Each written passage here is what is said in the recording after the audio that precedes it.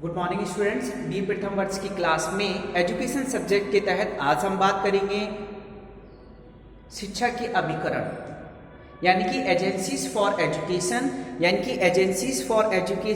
यानी कि शिक्षा के क्षेत्र में कार्य करने वाले एजेंसीज कौन कौन सी होती हैं जो शिक्षा के क्षेत्र में यानी कि शिक्षा को बढ़ावा देने के लिए, शिक्षा को पूर्णता की ओर ले जाने के लिए जो कार्य करती हूँ। एजेंसी का जो भाव है, मैं यहाँ पर टॉपिक मेरा जो है वो टॉपिक है एजेंसीज फॉर एजुकेशन यानी कि शिक्षा के अभिकरण। यहाँ पर एजेंसी का जो भाव है वो एजेंट के कार्य से है। यहाँ पर एजेंसी का जो भाव है, एजेंसी जो शब्द है उसका मतलब होता है एजेंट के कार्य से। एजेंट उस माध्यम को कहा जाता है, या एजेंट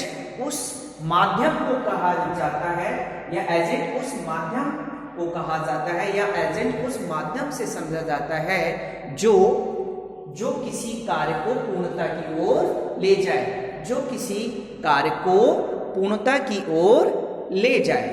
ठीक है, जो किसी कार्य को पूर्णता की ओर ले जाए। अर्थात शिक्षा अभिकरण से तात्पर्य है उस वस्तु, उस संस्था या उस व्यक्ति से है जो बालक को शिक्षा को प्रभावित करता हो। अतः शिक्षा के अभिकरण से तात्पर्य उस वस्तु, संस्था अथवा व्यक्ति से है जो बालक की शिक्षा को प्रभावित करता हो, है ना। यानी कि यहां पर बालक अगर किसी संस्था से शिक्षा प्राप्त कर रहा है तो कहीं ना कहीं वो शिक्षा बालक को प्रभावित करती है। अगर बालक किसी व्यक्ति के माध्यम से शिक्षा प्राप्त कर रहा है तो तब भी बालक शिक्षा के माध्यम से, अगर बालक अच्छी शिक्षा प्राप्त कर रहा है तब भी वो कहीं ना कहीं शिक्षा के माध्यम से प्रभावित होगा।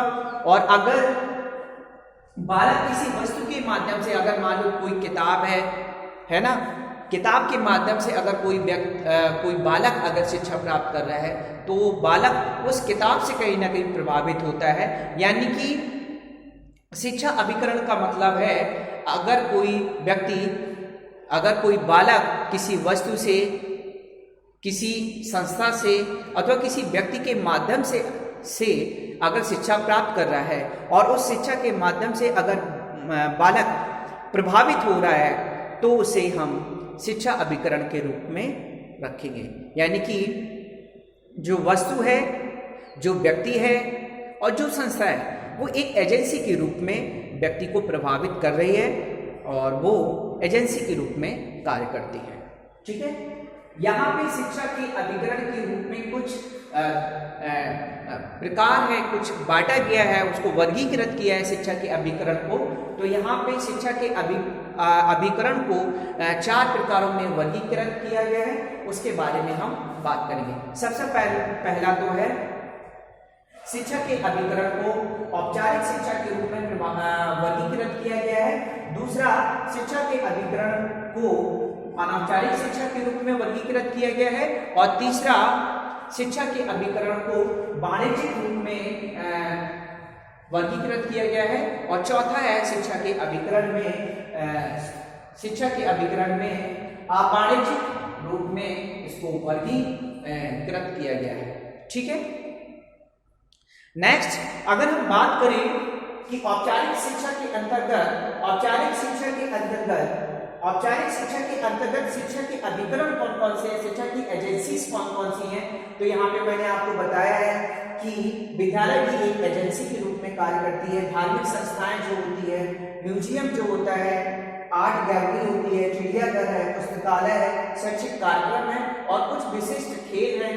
ये कुछ ऐसे एजेंसीज हैं जो शिक्षा के रूप में शिक्षा को बढ़ावा देने के लिए या शिक्षा को बालक को प्रभावित करने के लिए कार्य करती है, ठीक है। तो औपचारिक शिक्षा के अंतर्गत मैंने आपको बताया कि कौन कौन सी ऐसी संस्थाएं, कौन कौन सी ऐसे अभिकरण है, कौन कौन सी ऐसी एजेंसीज हैं जो कार्य करती हैं, जिसमें विद्यालय, धार्मिक संस्थाएं, म्यूजियम, आर्ट गैलरी, चिड़ियाघर, पुस्तकालय, शैक्षिक कार्यक्रम और खेल, ये कुछ एजेंसीज हैं जो शिक्षा प्रदान करने का कार्य करती हैं।